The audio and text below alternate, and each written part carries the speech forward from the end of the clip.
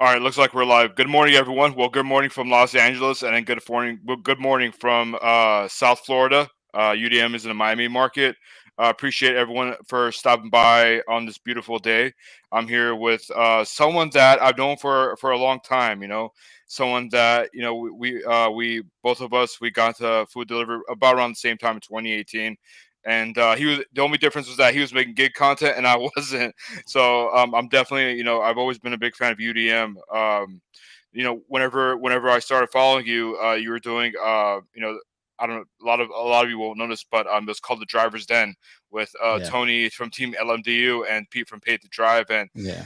man, all of you guys just kept talking about was Grubhub, Grubhub this, Grubhub that, and I decided to, I'm like, all right, you know what? Let me sign up for Grubhub and see what's going on. And I'll never forget this. My very first order on Grubhub, my very first offer was, I think it was like three miles for $18, and my eyes just lit up. I was like, wow.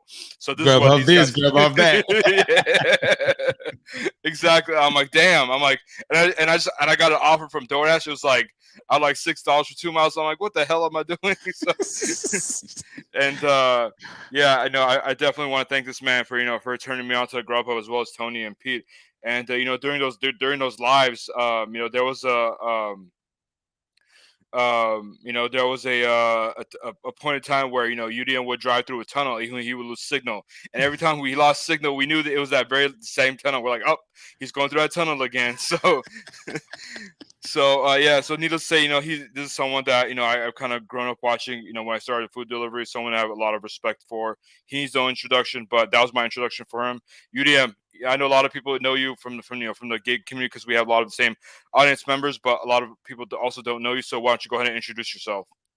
Well, I go by the name of UDM. It stands for Ultimate Delivery Man. It started off as Uber Delivery Man because I was only doing Uber Eats when I started my channel, but it turned into Ultimate Delivery Man because I realized that when I started losing money on Uber Eats, I needed to expand, on the gig app life. If I'm going to be doing this full time, because I did leave my school board job that was only paying me $700 every 2 weeks. I'll let you work those numbers out. But so I decided to leave that job full time and do this full time, and I realized I needed to expand into other apps and see what other opportunities are out there. So I said I can't be the Uber delivery man talking about Grubhub. I can't be the Uber delivery man trying to get on DoorDash. I can't. So I someone in the chat or in the comment section said that I should go by Ultimate Delivery Man because I'm a father, I'm all these different things. But I kind of brushed it off at first, to be honest. And then one day I had a very large Grubhub for work catering order where I had to carry these two very heavy Grubhub bags and all these other bags. It totaled up to like 7 bags that I came from the 15th floor of a parking garage and all the way down to the lobby of a building downtown Miami. And when I got into the lobby, the security guards, they knew me and they were like, man, you're ultimate. And I'm like, oh, you know what? Yeah. There it is. Because they saw me with all these bags and I'm just carrying it because I didn't have a cart. You learn with experience. Get a cart, but I was carrying all these bags and then I had to carry those same bags up to the 54th floor or something like that. I had to catch a elevator, but it took me all the way to the 54th floor. I guess I took it all out, and yeah. So I've been doing this since 2017. I signed up for Uber Eats all of 2017. I did Grubhub all of 2018. I signed up for DoorDash um, towards the ending of 2018, but it was very difficult to get on DoorDash. And I was finally able to get on, well, not even onboarded. They just activated my account. They was just like, oh, yeah, you signed up like months ago. So, and their office here was closed. So they just turned it on and I started receiving offers. But 2019, I dedicated more time to DoorDash. I tried. Grubhub at the time was going down for me. So I was trying to figure out new ways to get more money. Right. And I realized that there's many other people just like me, people that probably left their job. their full-time job that everyone else around them was telling them, man, that's a great job because of the benefits. But I got a newborn son and he's taking $700 a month for his insurance. So $700 every 2 weeks and then $700 for my son. I can't feed myself and my son for the whole month. No, I couldn't do it. So I said, there's many other people just like me. So what can I do? I can't just focus on these three. It went from 1 to 2 to 3 to 4 to 5 to 10 to 15 to 30. I think I have about over 50 apps now that I'm signed up for. Not all of them that I use, but now I really carry that name, being ultimate. I'm a father of 3. I have my family of 5, including myself. I go out here, I hustle, I grind it out, I get my money, and then I try to push that energy off to whoever watches my videos. So this is, if I'm ultimate, you're ultimate as well. So let's get this money. And that's my goal. That's to motivate people to go out there and get it. If they find themselves in any kind of situation, I try to find new ways. And now I'm on to this catering app, and I'm sponsored by them. Deliver that. But there are other options out there that provide catering services for these same companies that deliver that provide services for as well. So I'm just out here just pushing this positive energy. Let's get this money, even when it feels like it's not there. It's out here. You're just using the wrong app. Let's get it. So that's pretty much. I think I said everything about myself and what my goals are as far as helping with the community and trying to get people out there, to people that's just like me, to see the opportunities out here. But I know nothing's permanent. Yeah, absolutely. And when I started watching gig content, one of the things that I really appreciated is that you always kept pushing the envelope. And back when we started, there wasn't that many content creators in terms of food delivery like there are now. I think that's because back then the gig economy world on YouTube and on the internet was kind of dominated by rideshare. We had a lot of rideshare creators like Dustin is driving. Shout out to him. Real rideshare stories. Just name a few.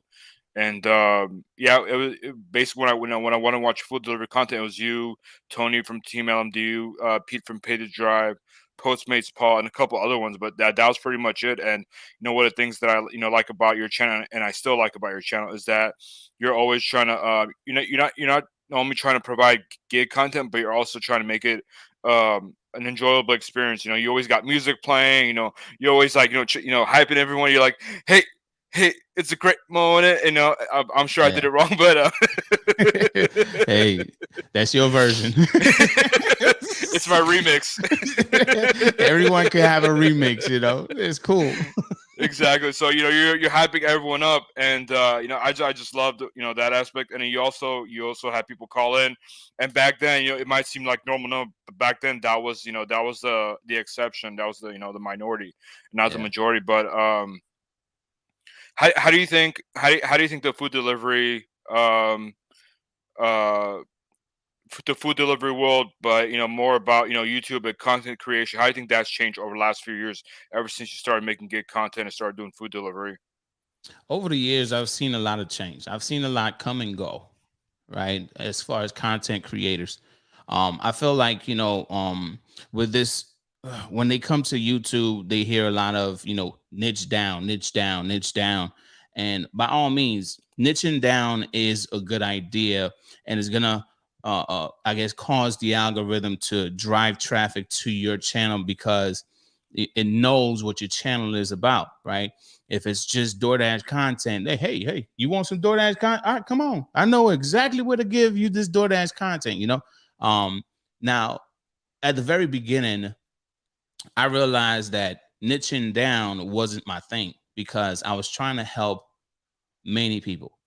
And if I'm going to niche down, even if there might be back then in 2019, early DoorDash times for me, there wasn't over 2 million dashers, so it's like, yes, DoorDash is popular, but there's people that love Instacart. There's people that love Uber Eats, Mm-hmm. GrubHub, and many others. So I saw the change where people realized that a certain app wasn't getting as much views or as much clicks anymore. So it kind of caused them to kind of like fall back and just say, I'm done with this channel. Right. And some of them might try to get into other things, and then they realize the the one that gets the most clicks is this search term of Instacart or DoorDash and whatnot. And it's just not working like it used to. So I've seen a lot of people come and go, but from day one, well, not I'm not gonna say day one, but early in my YouTube content creation years, I realized that I did not want to niche down because I always wanted to have content. And if today this app is gonna be great, but tomorrow that same app could be trash, even if it might be popular, it might not be the go-to. And I always wanted to be flexible and talk about whatever I want to talk about at whatever time. It's just like the GrubHub situation. A DoorDash niche down content creation channel can't really talk about GrubHub unless they have that much popularity and people just enjoy their content for what it is. If they niche down and talk about DoorDash all the time, but then they want to talk about this Amazon and GrubHub situation, it turns into, we didn't sign up for that. Not many people are going to watch that. So from early in my YouTube content creation days, man, I've seen a lot come, a lot go, and I root for those that are just sticking with it. And I've seen so much change, including with the apps. The apps have changed. The types of content creation has changed. When I came in, there was no ride-alongs. Mm-hmm. When I came in, it was just, hey, what's up, delivery fam? If you do what you love and love what you do, then hit subscribe, click the bell, and just, that I had all this energy. Like, yeah, I got all this white around my lip. Like, I'm new to the YouTube scene, and I'm like, yeah, I gotta have this, this energy, And I saw, going from there to Pete from Pay to Drive was doing live streams, and the live stream, I like the interaction with the live streams. So back then it was just live streams. And then it went from live streams, then I'm hearing people doing ride along. I'm like, ride along? What's a ride along? I go and I see, oh, that's a ride along. They're going and they're working and they're picking up and they dropping. Oh, damn. Okay, I want to do that too. Then I transitioned over into that style of content, but I was doing more Uber Eats because I really didn't, I wasn't doing much DoorDash and then much GrubHub. I was doing more Uber Eats. In my market, Uber Eats is king. So I'm like, okay, boom. Let me do these Uber Eats. But at the time, Uber wasn't showing me all the full pay up front. So people were like, oh, it's only showing you $3. Oh, that's trash. You're gambling. I'm like, but I know where I'm going. I know the kind of money I'm going to make. I know my market. Yep. And over time, when they would see the final pay, they would say, oh, you do know what you're doing or whatever. But they'd rather see the full pay up front and be treated like an independent contractor. So I'm rambling here, but over the years, I've seen the apps change. I've seen content creation change. And now we're shifting into the podcast style. Everyone or a lot of people are going into the podcast, having people call in.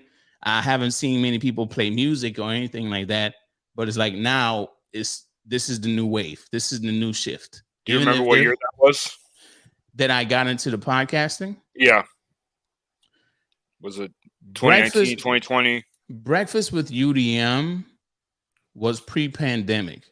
Okay. That was Breakfast with UDM has to be about 3 years old. I was in the apartment.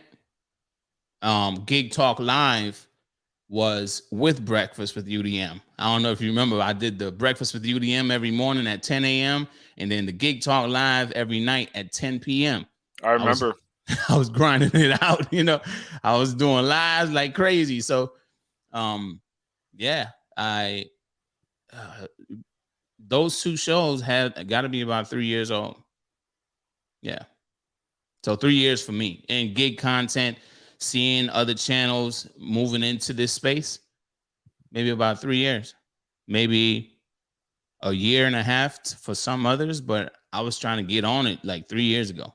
Cause I was like, Logan Paul got a doggone what you call it. I want a podcast too. I want everybody got podcasts. I want a podcast for the gig content. Let me get on it, And then I started buying all this stuff. Yeah. Yeah, I know. I know you've made some really big investments in your channel. Mm-hmm. I definitely appreciate that because like you said, whenever we started doing food delivery back then, there wasn't really no ride-alongs. Live streaming was still, still kind of new, still, not that popular, not that widespread. So like, people would just talk about, what have your experiences been with this app, or have you heard Mm-hmm. about any new apps? So it was more of like a kind of like a roundtable discussion Yeah. rather than ride-alongs. And you mentioned Uber Eats back. Uber Eats was my very first app in 2018, and man, let me tell you, like they didn't give in my market, they didn't give me any information. So it was kind of like rideshare. It would just show like 3 minutes away or 5 minutes away. Yeah. You had no idea which restaurants you were going through. You had no Yeah. idea how much you're getting paid, and where the drop off was. It's like Yeah. it's just like a crapshoot. It's like I might as well go to Vegas, and play some roulette or something. Yeah. But yeah, sometimes like I'll have to deliver from if you're familiar with the LA market in chat, I have to drive from like the San Fernando Valley, so like Woodland Hills or Studio City, all the way to Westwood, which is near UCLA. So that's about a 15-20 minute or 15-20 mile drive at night, and where I had no signal.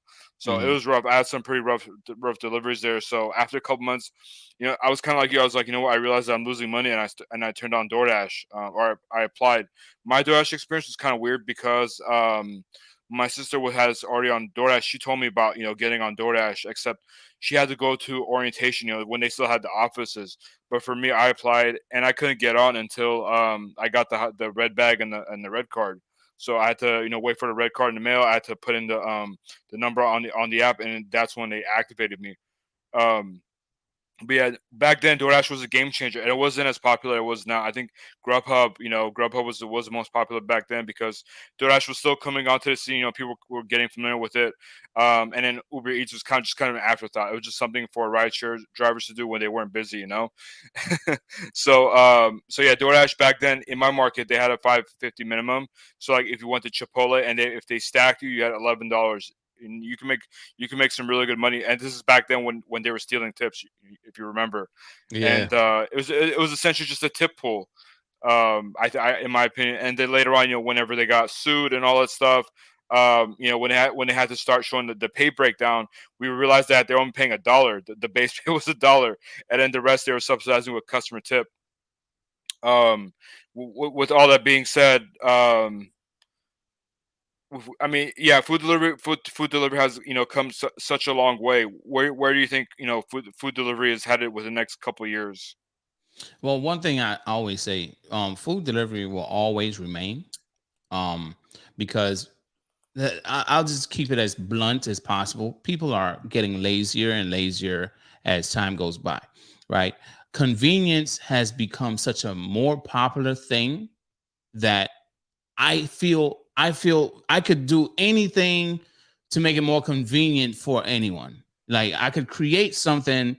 Let me see if I could come up with something really quick. Uh, if you love hats, if I can deliver your hat for you from Lids, you know, uh, you just pay me $5 to go pick it up from the mall, the Lids in the mall for you, and I will do that for you because you wanted this hat to go out or go to the Lakers game tonight. Like whatever. I'm just making this up as I go, but convenience has been something that has always attracted the consumer. Like people always want to do something for a certain fee, or get it done for them for a certain fee. It's just the same thing as dry cleaning. What is dry cleaning? They still have to wash your clothes. You just have to follow what the tab says, but you don't want to do it yourself, so you take it to the dry cleaner, you know, Hmm. and you just got to iron it. But it's been a thing that's been evolving over time, and with food delivery is here to stay. Pizza has been delivered for years before these apps. So just think about that. It's just, it gets difficult when it's just too damn popular that everybody wants to do it. When I first got started, I had people in my comment section telling me, "Oh, this is not, man, find something else to do on YouTube, man. This is nothing, man. Man, you ain't gonna make no money from this." And when they saw my channel was growing, it went from 3 subscribers to like 100 and 200. They were like, now they started to try to give me advice. Okay, when you hit 500 subscribers, this is what you got to do to try to make some money from this. And I'm like, wait, shut up, bro. I ain't want your advice. You told me don't do this. So go on about your business. So the whole thing is, I know I'm rambling, but I'm gonna get back on point. Food delivery is here to stay. The popularity of it makes it feel like it's not, but it's only going to evolve even more with time. Will the pay evolve? It's evolved downward over time, but will it evolve upward? Maybe. Look at what happened in New York. Now they have so much more control. It's DoorDash, it's Uber, it's GrubHub in New York. So over time, it's only going to get better, in my opinion. But it's all about who's going to be around waiting for it to get better. Meanwhile, as a content creator, I said, I have a gig channel. I want to be there to provide information for those that came up with me and those that's coming up after me and after them and after those people. I want to provide the information as long as I can. So I tell people I'm not going anywhere, because as long as the information is out there, I will keep providing the information, but I'll use my knowledge and experience that I've learned over the years to keep providing that info. So will people drop off and it gets better again? It probably will. Right now, it's just terrible. It's terrible. It's like there was a race to the bottom, and finally we started seeing $1.50 offers on Uber Eats. It was like, okay, so how much worse can it get? Oh, it can get worse. It can get worse. But who's going to be there to watch it get as bad as that? Me. Because why? I'm going to be like, I can't believe y'all charging 25 cents for delivery 10 miles. I can't believe it. I want to report it. I want to make everyone aware that this is bull crap. Like, no, this is terrible. So I hope I answered your question. I know I went all kinds of ways, but that happens sometimes, even on my own stream. No, it's all good. I love it. You're giving us multiple insights. And when I first started doing delivery in 2018, I got into it to pay off my student loans, because I know, I didn't want to be in debt with the government for the rest of my life, because they were federal loans, they weren't private loans. And when you're in debt with the government, they could do pretty much whatever they want, and including garnishing your wages. So I want to get out of it ASAP. And when I started doing it, I was obviously a college graduate, and a lot of people were like, "You know what? Why are you doing food delivery? You have a college degree. Why don't you, go work in an office or make six figures?" I'm like, "Yeah, I can, but this is also something that I really enjoy." I was doing it part time at the time. I was working my 9 to 5, and then I was going out doing food delivery after that, and I also had a retail sales job on the weekends, selling computers. And right after that, I would also go out and do food delivery. And back then there weren't as many people doing it or driving for these food delivery apps. So it almost felt like they were kind of looking down on me as a second class citizen. But now with so many drivers now almost having to do it out of necessity, just because inflation and cost of living, or maybe they have cycles, like they want to go on vacation, buy something. Do you think that becoming like a DoorDash driver, GrubHub, or Uber Eats driver has kind of become something cooler? I don't want to say it's become something cooler. Well, you know what? I'll take that back. It definitely became something cooler when people started doing videos about their experience with drivers, the types of drivers coming to their door. Like, I saw one where they said an Uber Eats driver knocks lightly on the door a DoorDash driver just throws it at the door. It became funny. You know, I'm like, wait, is this real? Is this for real? For real? And I'm like, then I started seeing all the videos of what dashers were actually doing out here.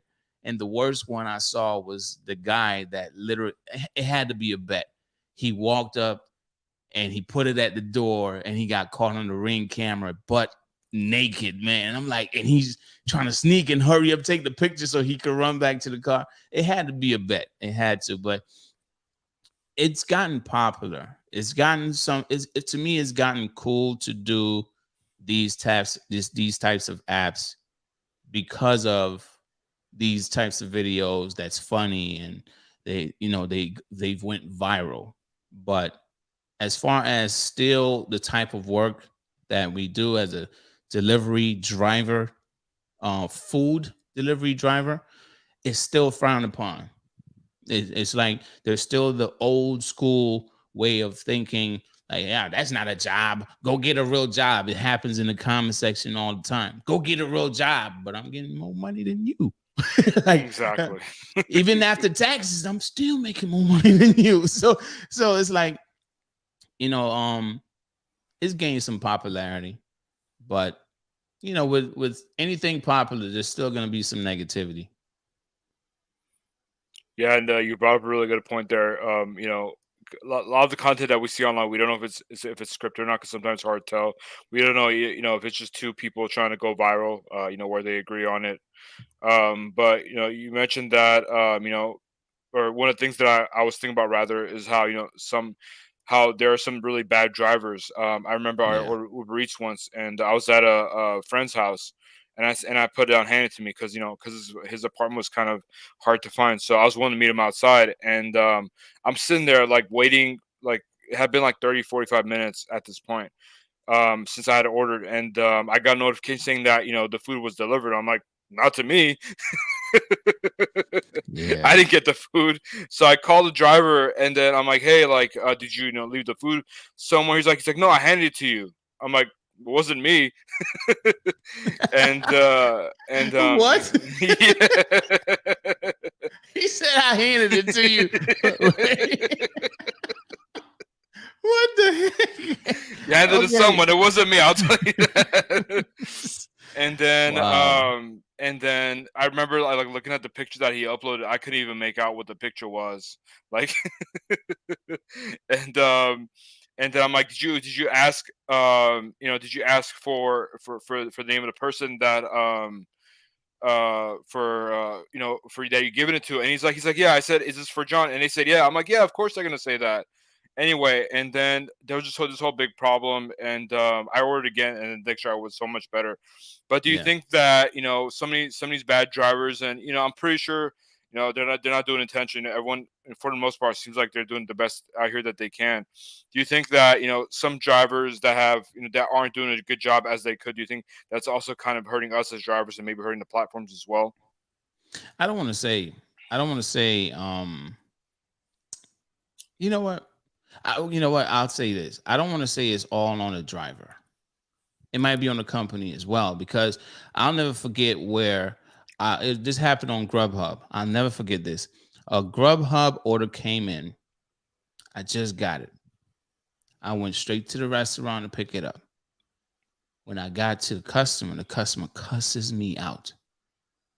She said, I ordered this 2.5 hours ago and you're just getting here. I'm like, ma'am, I just got the order. I've been on this order maybe about 20 minutes. And she told me, no, that's not what they told me. They said that basically the person on the phone, the representative, put the blame on me. Wow. The representative of the company put the blame on me, even if I just got the order maybe like 20 minutes ago. And like I told her. And I'm like, wait, but what the hell? Now, at that point, a good driver, at that time, I wasn't as experienced as I am now. But at the time, I'm really trying to do my job that I signed up for, right? I accepted that. So now I'm taking full responsibility. Yes, it's customer service, but if I did something that that got me a cuss out, cool. I'll accept it. But at that point, I'm being verbally abused for something that wasn't my fault. And I'm supposed to keep it together because it's customer service. Mm-hmm. Now, at that point, if you're a driver that's not like me, a driver that just might say, "Who the heck you talking to?" And, that those types of drivers, because we're normal people. Some people never worked in retail or did any customer service work.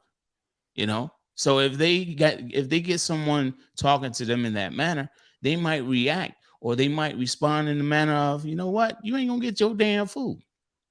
I've seen videos of guys saying, you know what, you ain't gonna get your food. I'm gonna walk back to the car and the person's behind, hey, give me my food. No, I've seen all that. So it's just, man, the way that things have gone, I can't always put it on the driver. It's like drivers do things out of frustration. Out of frustration. Sometimes it's the pay. I left my 6-figure job and now I'm only getting $2 offers. It's a very frustrating experience. So what can cause someone to snap? Anything nowadays. Even being even being told like, hey, you can't come outside. You can't come outside because there's a virus out here. Like people went crazy and people are just antsy now. They're on edge about everything. So I can't 100% put it on the driver, but I'm also not going to say that there aren't bad drivers out here that just want to get a free meal. There's some young people. I feel like those that are old enough to do the job, but not old enough to take it seriously. Like they don't have a family, they don't have many different things that they need to take this seriously in order to keep on doing it. It's like most people, just like the fraud customers saying, "Oh, you could get food for free. All you got to do is." It's like I feel like Food never arrived. those same customers become drivers too. You just don't know who is who, But there are the far few that we take our job seriously and we have the customer service experience. So I do believe it's a little bit of drivers, a little bit of the restaurant, and a little bit of the customer. Everybody takes some kind of blame from this. 100%. Yeah, definitely. I picked up from a local Indian restaurant the other night, and they had me confirm the order before it was on Uber Eats. They had me confirm the order before before I left with the food, and that just tell me that drivers are still stealing from them. Yeah. Drivers are taking the food and unassigned the order, which kind of sucks. But yeah, definitely. You brought up a really Yeah. good point that it's not just the drivers; it's also customers, and sometimes restaurants as well. Whether sometimes they're not fully staffed, or they say, hey, 5 more minutes, and you're in there waiting 20 minutes. So, I I hate think. that. Yep, exactly. We talked about kind of the early beginnings of what it was like when we started doing food delivery to the current state. Now let's talk about I've seen you in your videos talk about how this is your last time or this is your last year of working gig apps full time. Yeah. And I'm kind of in the same position, and that's one of the reasons why I wanted to have this conversation. So we can talk about our exit strategies. So if you want to share whatever you're comfortable sharing, what is it that you have next for yourself? Okay. Well, from a very young age, I I love entertaining. I love being an entertainer. My father was a DJ, and I was the kid that was in the middle of the street dancing, and people used to come and put a little $5 in a little bucket that we had to the side, or a little box that we had to the side. But I'm just dancing. Hey, this is like me. It's like 6 years old.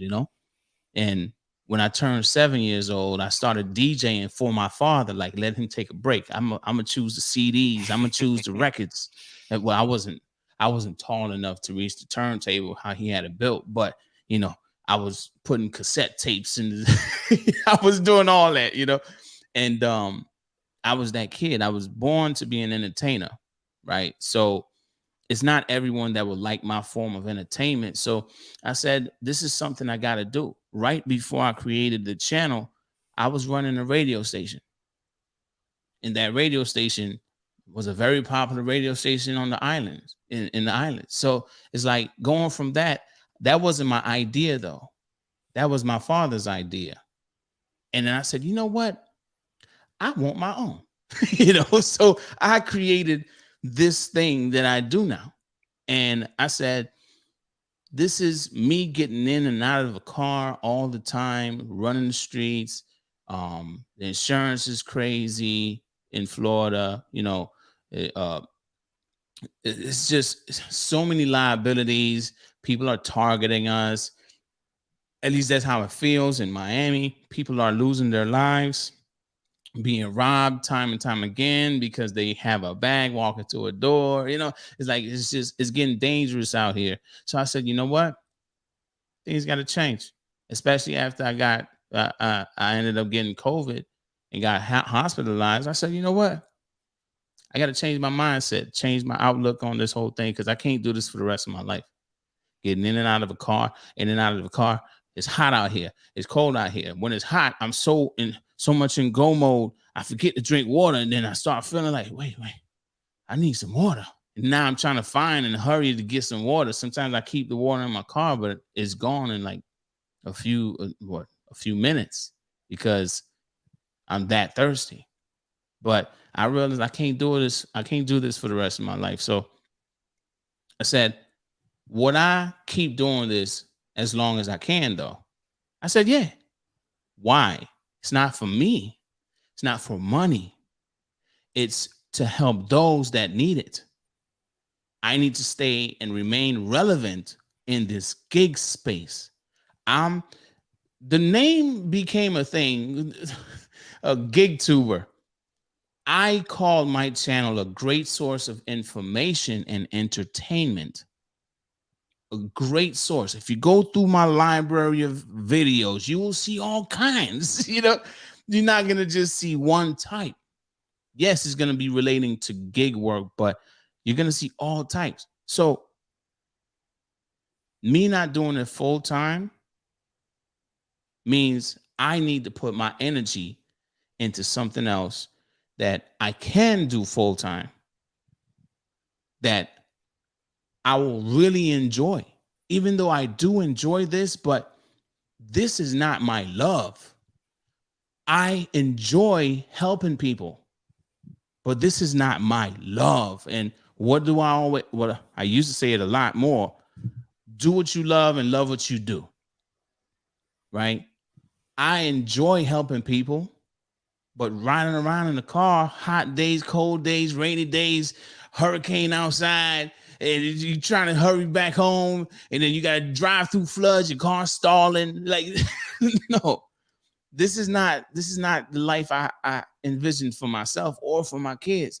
And it really hit me when my oldest son asked me, he told me, Daddy, I want to do what you do. I'm like, what is that? I want to go pick up and drop off too. I said, is this what I want for my kid? If he chooses to do this on his own later on in life, that's up to him. But is this what I want for him? I'm like, no. I want you to, if you want to start a business, I want to guide him in doing something he loved to do, not just be like Daddy. Like Daddy's just doing this to help mommy out with the scheduling, being more free to help mommy out with the young kids. And now our kids are older. I'm like, you know what? It's about that time. I started off this way to be more flexible with my schedule, and I was making money and all that. Okay, cool. Now that my kids can feed themselves, my oldest son, he can now give himself a shower, like I don't need to give them a bath, Why am I still out here full time?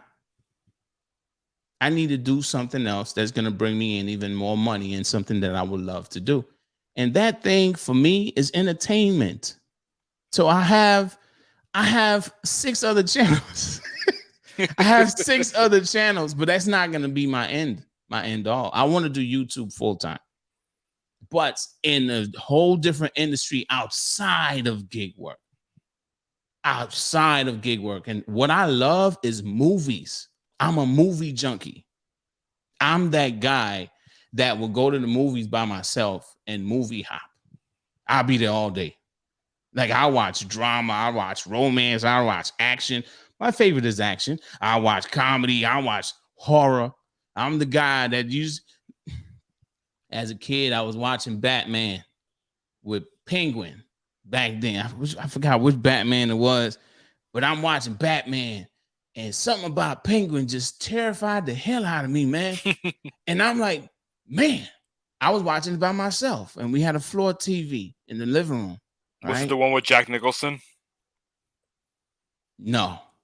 Not that one. Wait, maybe it was. I can't remember, man, but I was just a young kid, and I remember going to bed that night, and now I'm fighting in the bed. I wake up and I'm having a nightmare. My mom rushed in there. Hey, Brian, what's wrong with you? What's wrong? I'm like, Batman coming to get me. Batman coming to get me. But after that nightmare, there we go. Sean got it. Danny DeVito. Playing as Penguin. Okay. That's probably it. That was it. Yeah. And I'm like, because he didn't have no fingers. I remember that. And he had the long hair and all that. Yeah.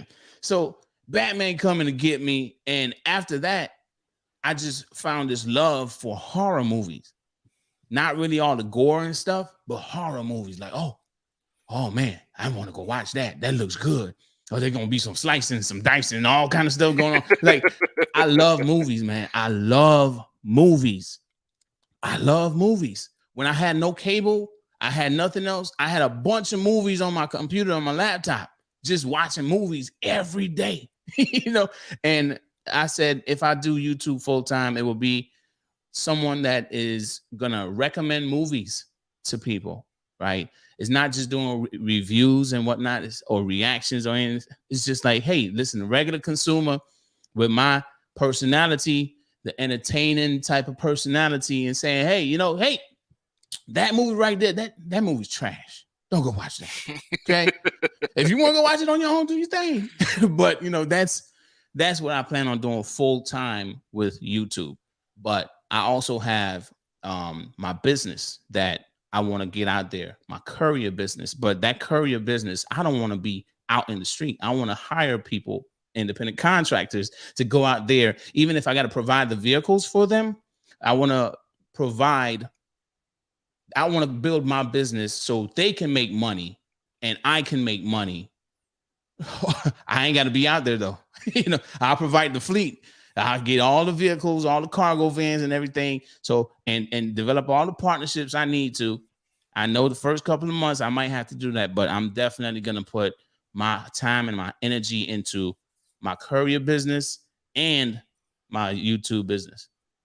Sean has a good question for you. He said, UDM, what's your rating system for bad or good movies? My rating system?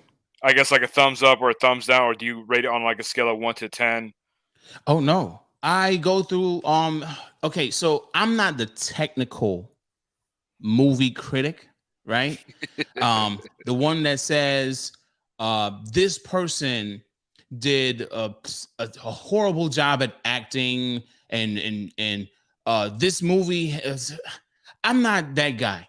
Okay, just think of the most critical movie critic that you know out there. I'm the guy that's gonna chop it up with you and tell you, hey, listen, hey, John, man, what movie you want to go watch, John? I guess what's the new one with Tom Cruise? I can't remember the name.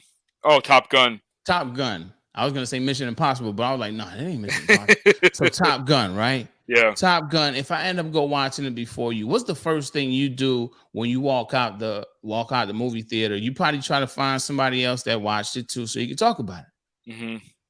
I'm that guy that you can chop it up with. Like, yeah, man, that movie was trash. Remember? Or that movie was good, man. Remember that part where he pulled out the gun and he wrote it. That's me. I'm not the Okay. movie critic. I'm the guy you chop it up with, like, yeah, you enjoyed it together, or you hated it together, or you Mm-hmm. loved it, but I hated it. And I tell you every reason why I hated it. And you try to tell me every reason why you loved it. And I'm like, well, good for you. Deuces. you know, you know, I'm that guy, I'm the friend. That's basically what my style of criticism with the movies is gonna be. It's not gonna, it's just a regular consumer, not one that's gonna be over the top with detail. It's just gonna say, man, that movie was 2.5 hours long, man. They could have cut that thing an hour and a half and I could have been gone. Something Right. like that. That's my style. That's me. And that's who I truly am. If I'm falling asleep watching a movie, that means either the movie was too boring, or it's just terrible. Or it's It too took me, long.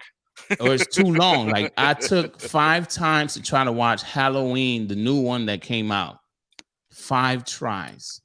5. It came out on Peacock. I was trying to watch it for the sake of just trying to get this whole thing going. Everybody's talking about Halloween. I watched the movie the first time. The second time, same thing happened. Third time, and it's because I felt like it was some bad acting in there. I didn't like it at all. So that's just me, though. So I'm the You, friend. you know what's a good way to test out a movie? Like whenever you have to go to the bathroom, Mhm. and then you go and you come back and you realize that it's still they're still talking about the same crappy thing. You're like, you know what? This Yeah, might not be a good movie. yeah, exactly, exactly. So I mean, that's pretty much what I want to do full time. I want to revert my energy. I'm still going to be doing gig work part time because I need to remain relevant to help those that are in need, to help them with my channel if they ask me questions and whatnot. Plus, I also want to, I want to rip DoorDash a new one or GrubHub a new one whenever that it comes around, because I find that to be fun as well. But um, yeah, my courier business that I want to get started. I already have my business and everything. I just need to get that started, and in order to get that started, I got to put energy into it. I got to put time and energy, and a lot of that is being taken up with the gig world. So yeah, that's my focus after this year, after March of next year, because that'll be my last month. As I was listening to one of the things that, or the two words that really resonate with me was that helping. You said helping others, and that's kind of the theme for my journey after gig work as well. It's probably for me, like you said, it's my full month of or my last month of being a full time gig worker is probably going to be March as well, because that's when it kind of slows down. You start transitioning to spring and summer. But Yeah, for me, I call myself a routine coach. Basically, I talk to people about their daily routines and what their short term and their long term goals are, and how we can kind of tweak their daily routine, what they're doing now, and make time for whether it's 30 minutes, an hour, working towards their goals. And I want to expand on that, and also talk to more people about my books, and hopefully people buy more copies of my books. And I don't know if you had a chance to read them, but I hope you and your family are enjoying them. But yeah, that that's kind of where I want to focus on. Also, I've made a couple of videos about it. I'm trying to lose 130 pounds. I'm trying to get back into shape. And I want people to follow along with my journey and help others as well, because I know that weight loss is such a tough topic to talk about. And also, not only is it tough to talk about, but it's also tough to do. So I want to help people in that way. But other than your courier business and your movie business, is there anything else you're thinking about doing after you're done, or once you start doing gig work part time? all right, well, um other than that, I want to devote a lot of my time into um molding my kids into who they want to be. For instance, I see my oldest son has a love for dinosaurs. Will he become a paleontologist or paleontologist, however you pronounce it? Hmm. I want to take him to those museums. I want to take him to these dinosaur events, or take him to the places that his eyes is just gonna light up. Like, yeah, daddy. He's the type of kid he will name the dinosaurs as you're going through the hallway and they're just all these little statues or whatever. He was, oh daddy, that's a raptor. But raptors aren't supposed to have skin like that. They're supposed to have feathers, daddy. Feathers. But that's not what Jurassic Park said. Jurassic Park is a movie, daddy. You know what I'm saying? He's schooling you. Yeah. And to be honest with you, I really enjoy it because I see that this is something he loves to do. And I wanna like encourage him to keep on going with that.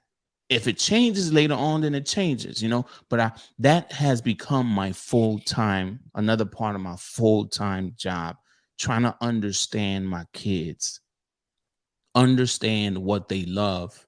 They're in karate right now, but the younger one seems to be getting it a lot quicker and faster than the older one. Will he be a black belt? I don't know. Like, will he turn into some kind of karate master? I don't know. The next Chuck Norris. My older one will be like, that's a movie. But that's another thing, I feel like I've seen a lot of mistakes from parent side of things, right? We do our best to raise our kids the best that we can based on the knowledge and experience we've gained over the years, right? But times have changed, so we need to also adapt to the changes in time, and we need to do our best to raise our kids that is gonna help them excel in life, even if you're not updated with their times. It's like I want to prepare them as best as they can for their own future and what they love to do. So that's another focus of mine, and that's why I want to do YouTube full time, so I can have more free time. Because when you're recording a video, the recording process, once it's done, it's done. You could take a break, right? You don't have to work 24 hours. If I'm recording for 3-4 hours, once I'm done with the 3-4 hours, I could go ahead and say, you know what? I'm done for the day. I'll edit this tomorrow, right? And having that kind of freedom is great. That's why I want to courier business with independent contractors doing the runs. I'm doing something else. I might have somebody running the company too. Like, hey, you're in charge of this. I'm going over here to think. And that's the kind of life I want to live, so I could focus more on their upbringing and raising them up into what they really want to do. But I got to figure them out. I think I have my older one a little bit figured out, but I know as a kid, our interests change over time. So full-time YouTube, so I could have more time to raise them. And then the business to bring in more money. I want to be the 6-figure man. Is it only 100K? Nah. I could go for 200, 300, 400K, $500,000. If I get to $1 million, that's going to be the goal. I want to keep going, but just because I'm a 6-figure man, I could be a $900,000 man. Still 6 figures, but I ain't trying to stop. I'm trying to provide for them and build something. And I feel like the industry I'm getting in with YouTube has the potential, and the business I'm trying to get into, because of convenience, has that potential to turn me into that $900,000 man, that $1 million, $250,000, whatever, that person. So that's my goal. Yeah, you aim for 6 figures, and the next thing you know, you're doing 7 figures. So sky's the limit for sure. Yeah. For me, but not losing time with them though. That's my most. It's definitely fine balance. Yep. Red Speed Gonzalez says here, when you figure it out, it changes UDM. Which part? I think he's referring to when you're talking about how you're trying to figure out what your kids want to do. Yeah, it changes. Once you figure it out, it changes. But for right now, just seeing how much my older one is so enthusiastic and he loves dinosaurs, I'm like, it's just like me. I was dancing and doing entertaining type of stuff at a very young age, 6 years old. My son is 7.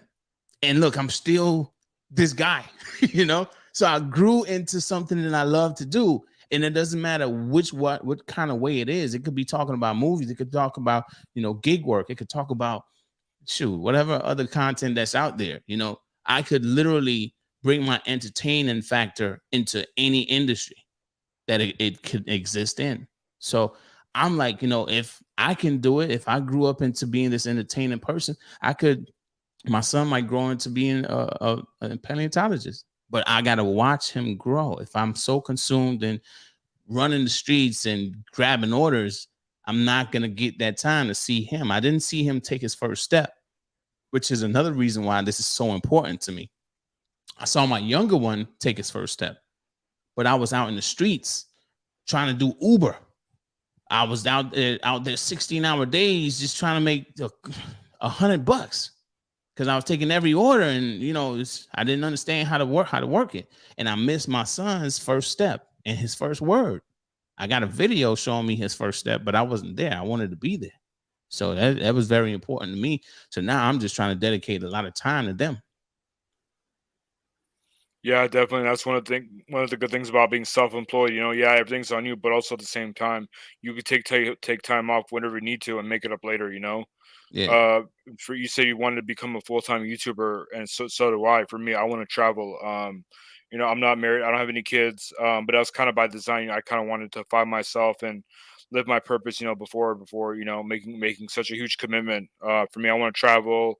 While helping others. So that's one of the things that I want to get into as I kind of slow down my time and my efforts with the gig delivery. But as we're wrapping up in the live chat, if you guys have any questions for myself or for UDM, definitely post it, and we'll answer to the best of our abilities. And then one of the last things I want to touch on was yesterday's news about Amazon buying 2% of GrubHub and offering free Prime membership. And I know GrubHub, they're only a shell of what they used to be. Especially you and I, we know that because we've worked on GrubHub in their heydays. Do you think that this is going to help them help GrubHub out in the near future at least?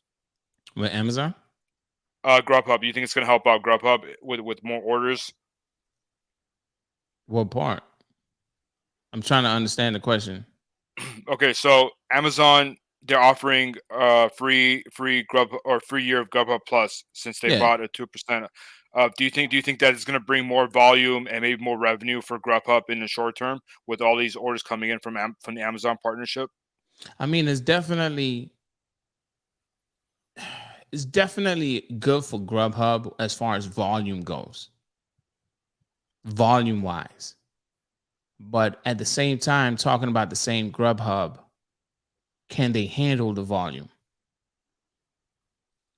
I want to say it's great for GrubHub because Amazon got that kind of, you know, got that kind of support from their customers. I'm an Amazon Prime customer, but Hmm. I've also been a GrubHub customer, and I did not like my delivery experience many times. I've given them many chances. So it's up to GrubHub to be able to capitalize off of that partnership with Amazon and GrubHub. Yes, Amazon is bringing something that GrubHub needs, which is dedicated customers. Hmm. These customers are going to use their free delivery. Everybody loves something for free. They're going to use it. But GrubHub needs to figure out how to make these contractors take these orders. They can't make them. Let me take that back. They can't make them take the orders, but entice them to enough to want to do the orders that they're sending out.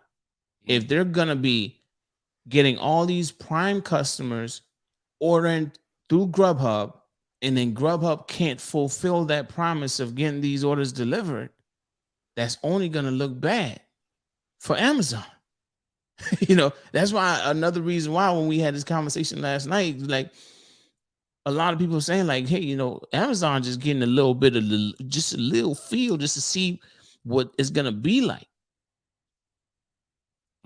Hopefully, Grubhub works out something where they could capitalize on the amount of volume they're gonna get especially coming Prime Day. Yeah, that's a good point. I didn't think about Prime Day, and also I think Grubhub has to improve their relationship with their merchants because a lot of the restaurants I go to, Grubhub is basically at the bottom of the priority line. Or whenever you tell them Grubhub, you can just tell by the looks on their face that they don't like Grubhub. They prefer working with They DoorDash and they Uber Eats. they just don't like GrubHub. Yep. When it comes down to GrubHub, GrubHub gets treated the worst. GrubHub drivers get treated the worst. I'll never forget. I got an order 15 minutes away on my way home to a Popeyes. Popeyes is fast food. Yep. It was $10 heading home. I was maybe about 5 miles from home, right? It is what it is. $10, I'm heading home. Popeyes. I get to the Popeyes. I'm now waiting for about 10 minutes. And then I tell them, hey, I got this order for GrubHub. Oh, okay, hold on 1 second. I stand aside. While I'm there, I'm like, okay, I got to make use of my time. I turn on Uber Eats. An offer comes through. Decline. Another offer comes through. Decline. A third offer comes through. I accept it at the Popeyes. I got the damn Popeyes before I got the Grubhub from Uber Eats. I got the Popeyes from Uber Eats before I got the Grubhub. How is that? I accepted it 15 minutes away or 10 minutes, however far it was. 15 minutes away. I drove here. I waited 10 minutes. I declined 2 additional offers on a different platform after waiting 10 minutes. And then I accepted a third offer.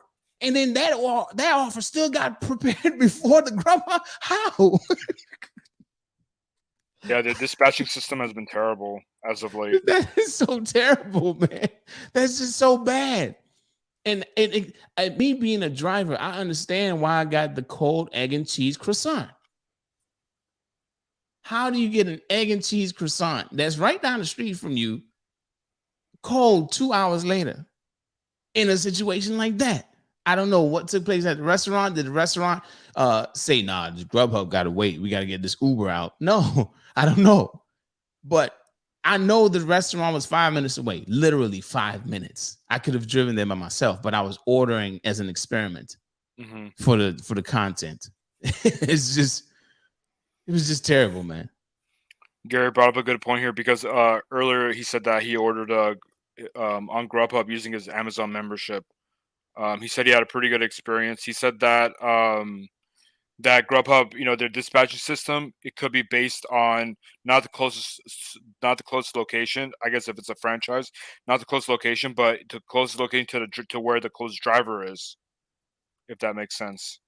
So they base like the order where it gets sent to based on how close or where the closest driver is. Don't get me wrong. I feel like a lot of their dispatch systems work that way. Yeah. But at the same time, for some reason, if you just listen to the Popeye story, Grubhub is just treated like it's like you got to go in there and act like the order's for you. Yeah, you they're can doing get you a some kind of favor.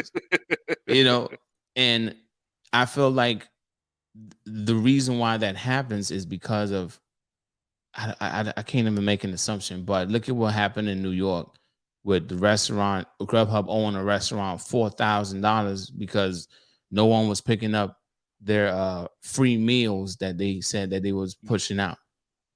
They owed one restaurant, and out of multiple, $4,000 worth of food. Man, how much? That's a lot of freaking food. It's a lot I of don't know money too. I don't care how expensive the restaurant is. I don't know no $100 plate restaurant, And if they owe that much, something's wrong somewhere. And I hope they get it fixed as soon as possible, especially with this partnership. I truly do. Because it's in the end, the partnership is great for Grubhub. Volume is going to be there. They just need drivers to take it. If drivers are turning on the apps, I asked a question in my live stream last night. I asked people, hey, how many of you still turn on Grubhub on a daily basis? I had about 70 people in the chat, but maybe about 20. That's all right. I'm not gonna say that's bad. That's all right. But at the same time, are they, while they have the Grubhub app on, will they prioritize an order, a $7 order on Grubhub versus a $7 order on DoorDash or Uber Eats? Which one would they choose? I don't know. I know if it were me, I would probably choose my Uber Eats over any of the other two. Me too. But Grubhub used to be a favorite back in 2018 for me.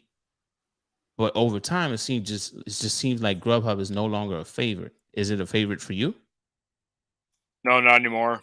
It's just that it's really gone downhill in terms of order volume in my market. They used to be really good.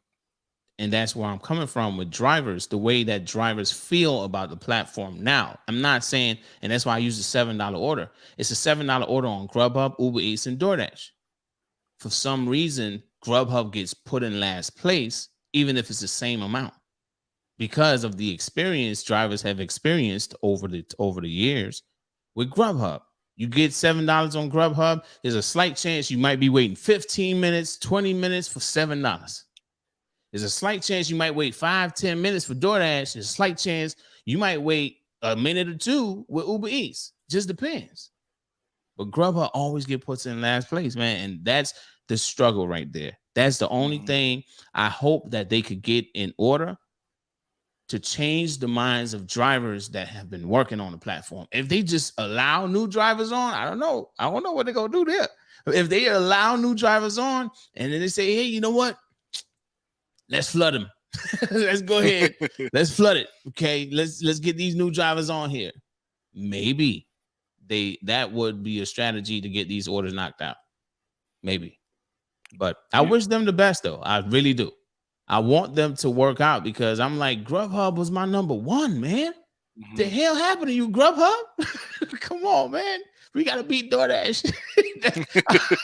That's how I feel. That's how I feel. I'm being honest here. I wasn't even on the Uber Eats team, right? I love Uber Eats because it's master in my market. It's the king, right? But Grubhub, I literally stopped everything for Grubhub. And Grubhub was taking care of me. So I want Grubhub to be number one again. But will it happen?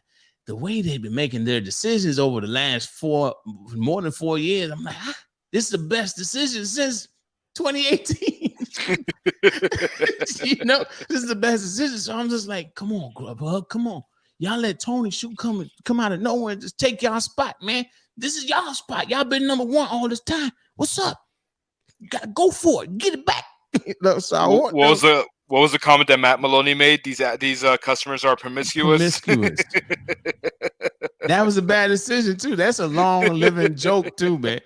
That's never gonna die off with Matt Maloney. I don't even care. He's not even in the company anymore. They say, "Hey, these customers are promiscuous." You out the way. We gotta get you out of here.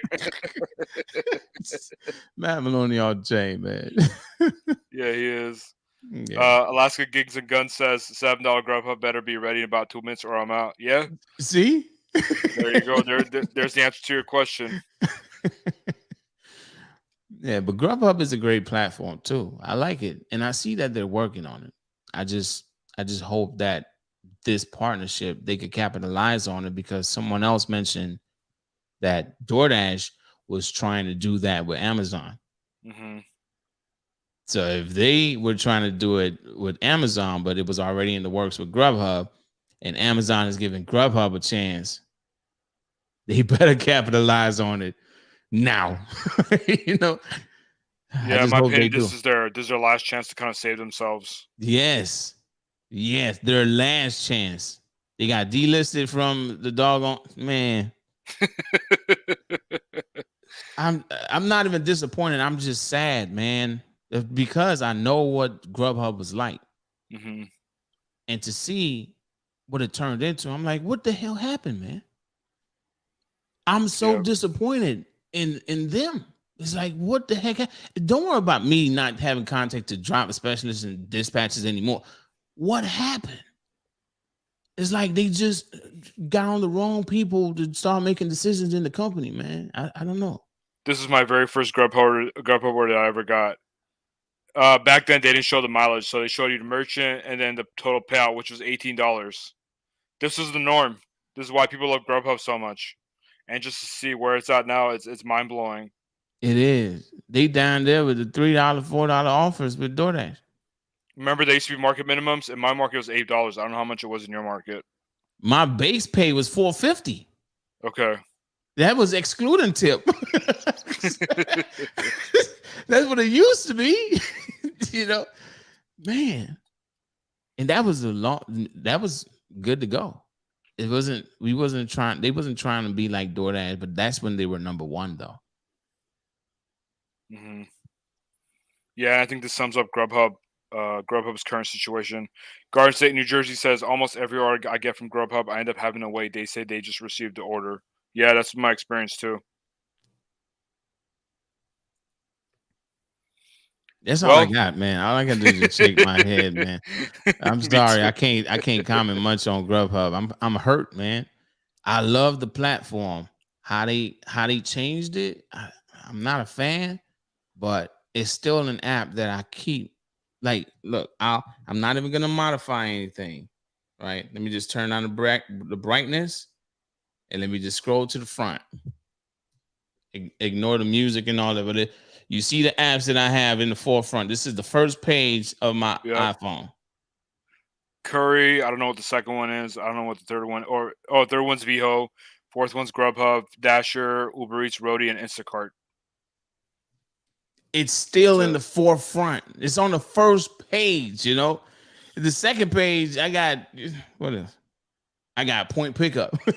You know, I got point pickup. I got Draver. I got Amazon Flex. I got all these other stuff on the second page. You know, it's like, but the first page, these are the ones that I'm gonna look at first. I'm gonna turn all of these on. You know, DoorDash should really go on the third page. I ain't do DoorDash in like 3 months, but yeah, it's still on my front page too. It's right next to the DoorDash app. See, and I got Uber up top. There's a certain level of respect. There's a certain level of respect, even if even if the company went down. There's a certain level of respect that I have for it, which is why I keep it on the first page. It's like I give it chances. It's like oh, you gonna get better. Oh, you getting better. Oh, you getting better. I'm giving it chances, man.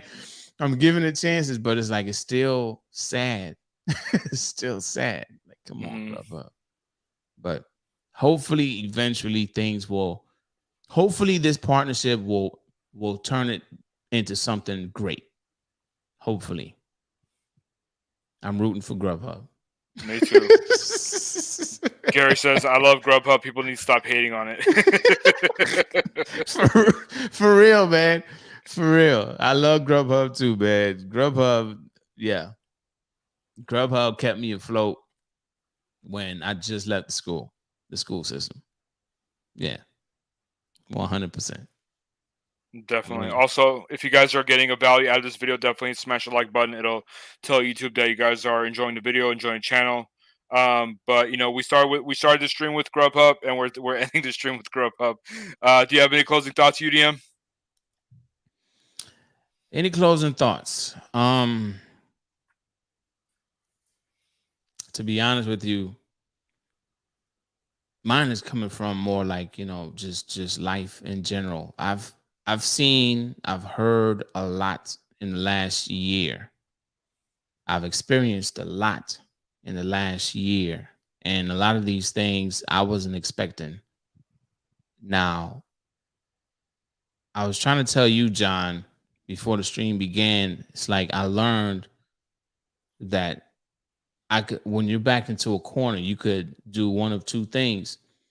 You could fold, or you can fight back, right? Most animals, they fight back until death, right? If not all animals fight back until death, right? And I've been backed into a corner a lot this past year, not 2022 alone, but 2021 into 2022, from COVID, being hospitalized, not being able to work for a few months because I got to get a negative test for me to go back to work, you know. But it was still showing up positive in my system. It was a very frustrating thing, to the point where I got to now bounce back as a dad, as a father. They got to now support my wife, support my kids, help them enjoy life and set up their futures. you know, you hear me talk about the movies, you hear me talk about all these things that I'm trying to get into now, because now I had a life changing experience and I've been backed into a corner that made me feel like, man, is either I'm a fold or I'm a fight back. And I fought back with being hospitalized. I fought back with damn near everything that came at me over the last year. And now I'm in this position. And that's my last set of words to you. Whoever's watching this video, don't fold. Fight back, no matter what it is. I got a friend that just beat cancer. A gig driver just beat cancer. When we got the news, I was on the phone with him, just chopping it up and just talking trash. And he got the news, he got cancer. He didn't know how to handle it. He hasn't worked in years. And now he's going to rehab. Man, you know, the conversation I had with him earlier today, he said it helped him appreciate or understand the people that he used to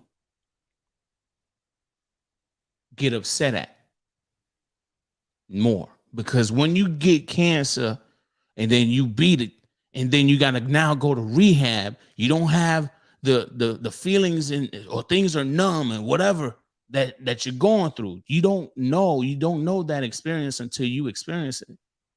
But when you see somebody else going through it and you don't know that's the experience that they're having, you're less patient. So life taught him a lesson. And even down in my close friend having cancer, I'm like, I could catch that too. So life is just, over the last year, I've learned a lot. I've been backed into the corner. I felt like I was about to lose my friend. He beat cancer. I beat COVID. Another person that was in the hospital with me, that was a close friend to the family, he lost his life. I was feeling some kind of survivor's guilt, because I'm like, why I survived and he died. Close friends to the family. So it's like I had a lot going on over the last year, and it just gave me a different outlook on life. So I say, don't fold, fight back, whatever it is. No matter what people say about you, no matter what you got going on, no matter what the financial situation look like, fight back. And that's all I really got to say. No matter, it might not be for everyone that's watching the stream, but whoever I'm talking to, that's for you. That's it. That's all I got, John. I talked long enough, man.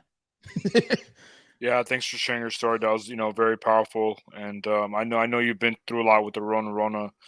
For me, I had a similar experience in the sense that I was hospitalized back in 2015. Basically, what happened was I was with my girlfriend at the time, and we were just hanging out at the park, and then um, I would say the same night I had a really big mark on my stomach. It was a mosquito bite. And 2 days later, my parents rushed me to the ER because they were talking to me and I wasn't responding. And they took me to the ER, and I don't remember a lot of it. They tried doing spinal taps and stuff like that, and they thought that I had meningitis. They couldn't figure it out, but ultimately, I think it was it was West Nile virus or Zika virus, which is what it's been going on around here. And mosquito bites, they can be deadly. But I was hospitalized for a week.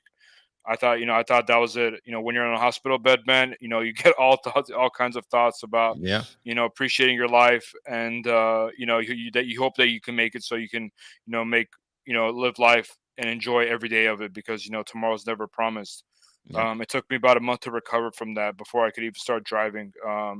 Mentally and physically, just took a toll on me. I think when I was at the hospital, I had 105 fever, and I didn't have the energy to walk to the bathroom. Like, they had to help me out to walk to the bathroom. So yeah, definitely, take it from us, take it from two people who have just been grinding, and just like UDM said, don't fold, always fight back. And then, if I can add something to that, I would say just enjoy life, live in the moment. Life throws curveballs at you. Life can be stressful, but as long as you got your health, as long as you got a roof over your head, spend time with your loved ones, spend time with your kids or whoever it is, that you enjoy having in your life, and just enjoy the moment. Appreciate the fact that you guys can laugh, have food together. All the what they call this the simpler things. So again, UDM, thanks for having taking time to have this conversation with me. I'm really glad that we were able to have this conversation, because I consider both of us as food delivery OGs. Yeah. And just coming on here and sharing our experiences of how we first got started, and how we're kind of taking a different direction in life, life after gig work. So thank you again for coming on with me live and having this conversation. Everyone say thank you in the chat to UDM. Appreciate you coming on, and that's pretty much it. I'll catch you guys in the next one. Peace. This is